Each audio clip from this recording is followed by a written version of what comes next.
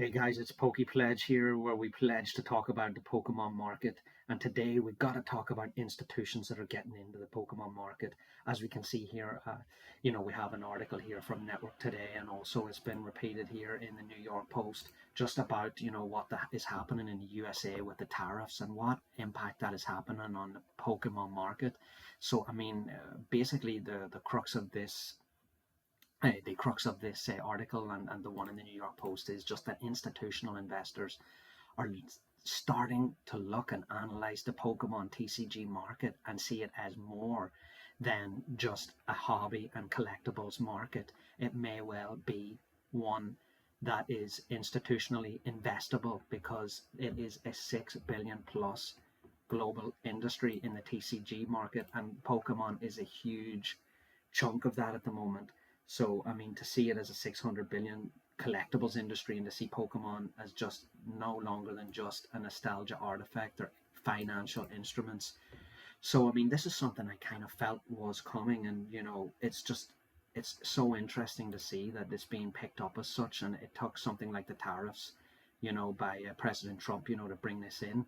So it's just, when you see things like this, and you see even people like Steve Aoki, who during the lockdown and during the 2020 lockdown, he really, really honed in on investing in Pokemon cards. Obviously, people were doing this out of boredom, but also because they see it as an institutional investment. And, it was something that we obviously seen through the last few years. If we go back to even 2023, when Pokemon 151 came out in September 2023, we could see basically that Pokemon TCG was available at retail, and now the impact is clear, because you cannot see Pokemon TCG, at retail stores anymore. It's very difficult to get Pokemon TCG at retail if you're looking for any of the brand new sets. So that's obviously a huge impact that it's having on the market, and the institutions are seeing value, and the entrepreneurs seem to be really looking to launch TCG focused investment funds, which is really huge for the market. And if again, going back to 2023, this obviously during the lockdown, it was a hobby, people were getting back into it, and you can see also that Pokemon TCG, the providers, the card creators, they're really, really honing in new sets every month.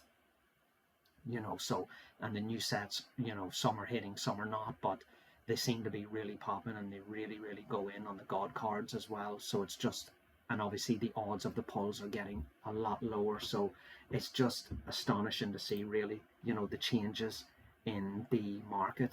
And we can see, also, it's not just the hobbyists here. We can see that even people, some of the smartest people in the world from Harvard, that are even getting in on the action, and they're becoming sort of obsessed with the Pokemon cards, as it says here, and they really want to beat the S&P 500 as an investment. So what does it even mean for the market? So this may mean a massive change for the market. I think potentially the market of 2023 is gone forever for that reason, because there's just too many eyeballs on Pokemon TCG now.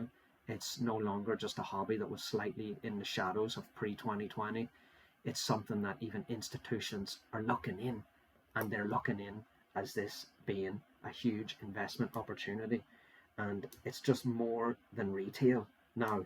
You think there's a lot of retail investments, obviously all of the people that are in the stores, just as soon as the Pokemon hits the shelf, they're fighting.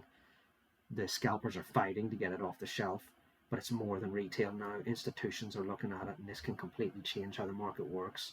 So this is one that I'll be keeping an eye on and really honing in, just to see what direction is this going. And what I'll do is I'll be, creating another update on this within the coming months, just to see where we are with institutional adoption, because the institutional interest is really forming around graded, and card platforms are becoming a huge thing.